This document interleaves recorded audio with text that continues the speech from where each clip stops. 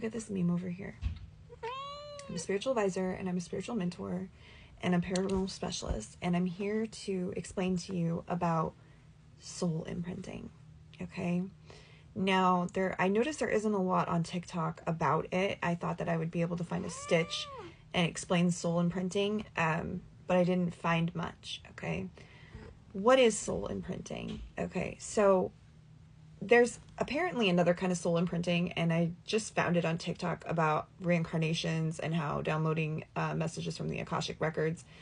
And I was like, oh, interesting. Okay, but this type of soul imprinting I'm talking about is the kind that happens when we literally spend time with toxic people. Okay? A lot of people who have abilities and like use them and stuff. Okay? Everyone has abilities, but I mean like they're useful and they use them and they're spiritual and they practice and they have like a relationship with spirituality. Okay? We often find ourselves with people who are very, very toxic. And there seems to be this dance that's called soul imprinting. And what happens is that they bleed over onto the spiritual person, and it happens over time. So have you ever heard that saying where if you stay with a manipulative person, just because you see the manipulation doesn't mean that you're not being manipulated, because our senses get manipulated and all sorts of these other things. And it happens through fights, and it happens through all these sorts of things. Now, what we know of parapsychology is that if somebody is arguing with you, if somebody is fighting with you, if somebody is constantly causing you pain and drama and sorrow and lowering your vibration, well, from energy work and parapsychology and the studies, we know that negative attracts negative and positive attracts positive. And so what happens is that living with this toxic person, our vibration seems to lower horribly. Okay, and it attracts things, all right? And when this happens, like whether it's subconscious trauma that you have to deal with, whatever, if it's like unresolved feelings, like unresolved guilt, like subconscious resentment, all sorts of these things, we start to turn into the toxic person. Okay, I escaped a psychopath. It's true. Okay, you literally start to turn into the toxic person because you start to find ways to cope just like the toxic person does.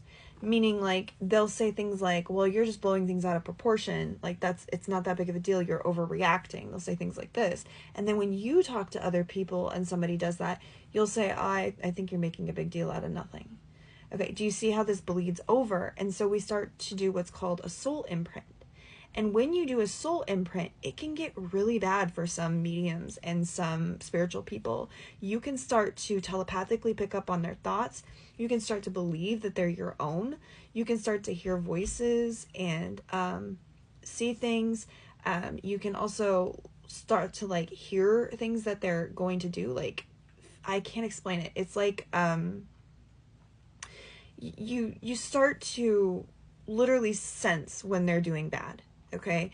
And then you imprint it on yourself. And so like you take those emotions and feel like it's you that's causing the pain. It's you that's doing the bad, and that you're the bad person. Hence why people who leave narcissistic abuse often feel like, oh, well, am I the narcissist? And they question themselves and they're like, maybe I am the narcissist, because you have reacted to, your body's reacted to normal abuse, and it can only take so much.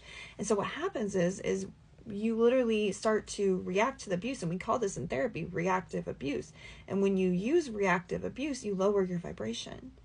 And when you lower your vibration, then you start to slowly become like them. Okay, I know it happens because I'm living proof it happens. I lived with a psychopath, and the only way that I was able to get him to leave me alone was to act like him, was to mirror him. And I found myself in telling people toxic things, and I found myself doing everything I could to make him happy, okay, because I was living in a state and vibrational of fear. And when I lived in this state, I was just like, I just don't ask, don't tell.